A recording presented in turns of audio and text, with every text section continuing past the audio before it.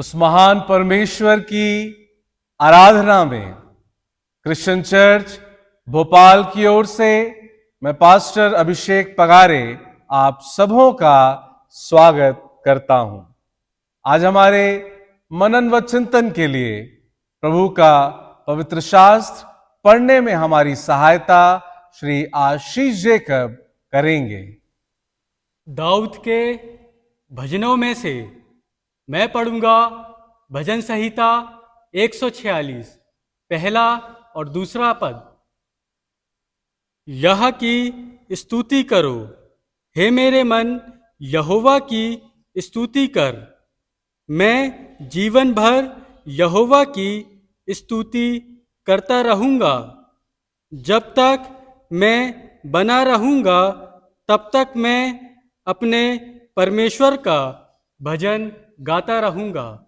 आमीन। आइए हम मिलकर राजाओं के राजा प्रभु की महिमा गाएं।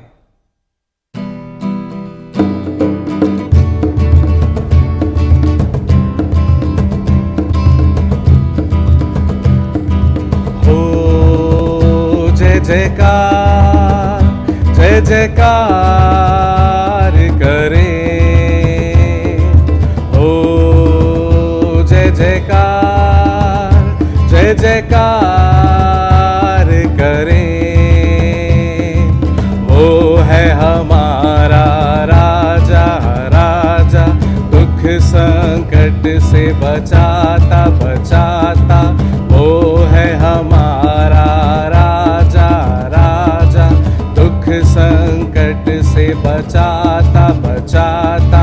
हम पर अपनी करुणा करता और करता उपकार।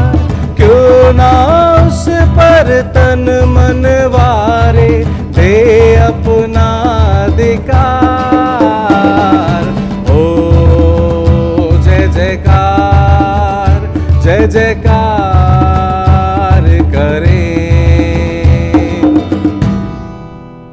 आइए हम सब बड़ी गंभीरता के साथ खुदा का कलाम, खुदा के खादिम आदरणीय बिशप डॉक्टर विपिन लाल द्वारा सुने।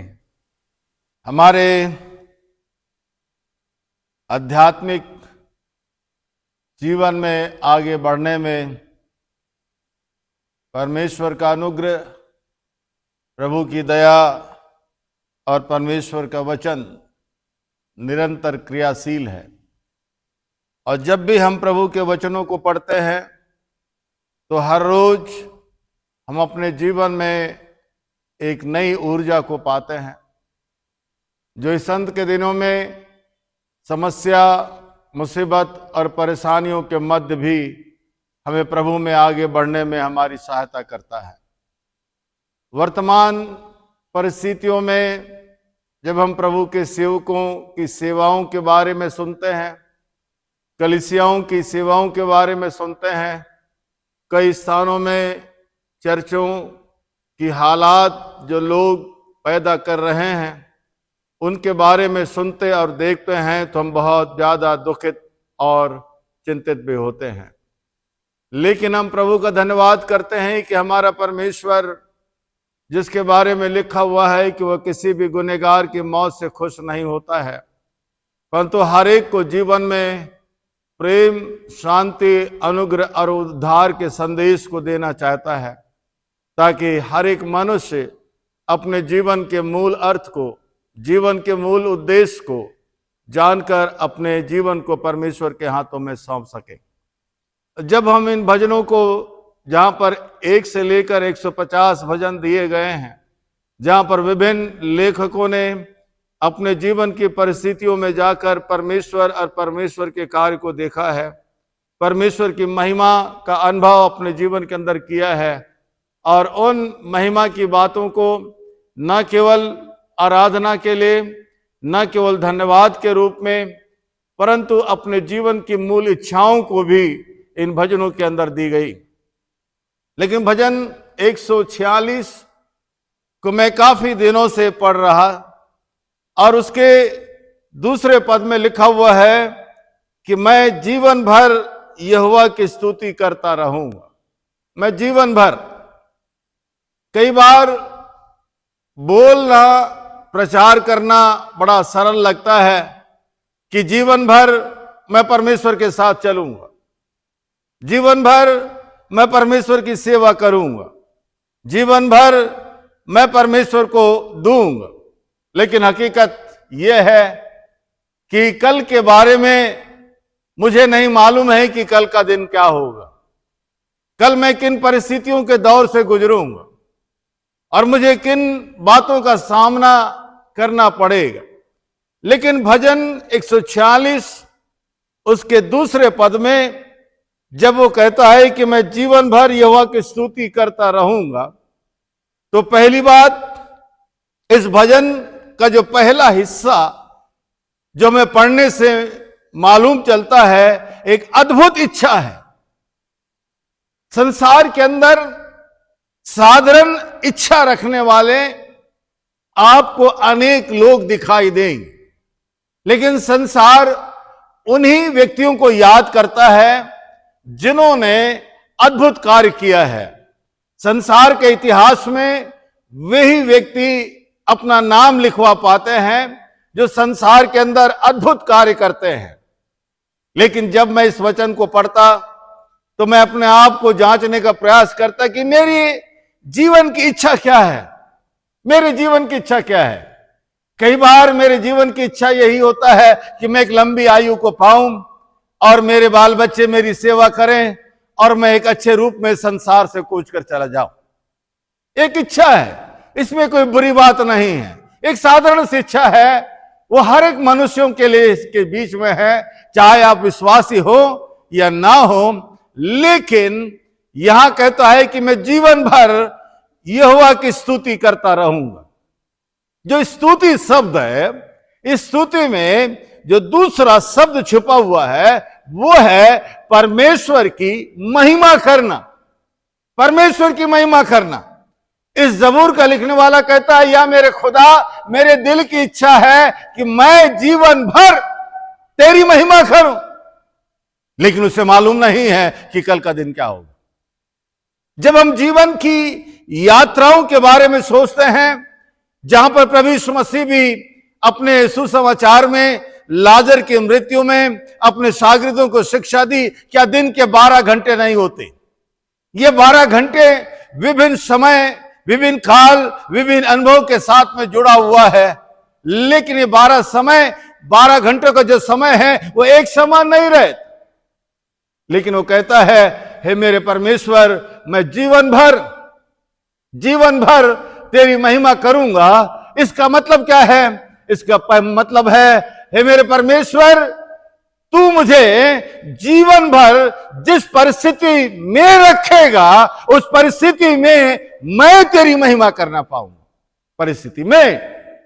परिस्थिति में तू जिस परिस्थिति में मुझे रखेगा, क्योंकि मालूम है कि परिस्थितियां हमारी जिंदगी को तोड़ देती हैं, परिस्थितियां हमारे ईमान को झंझोड़ देती हैं, परिस्थितियां हमें प्रभु से दूर ले जाती हैं।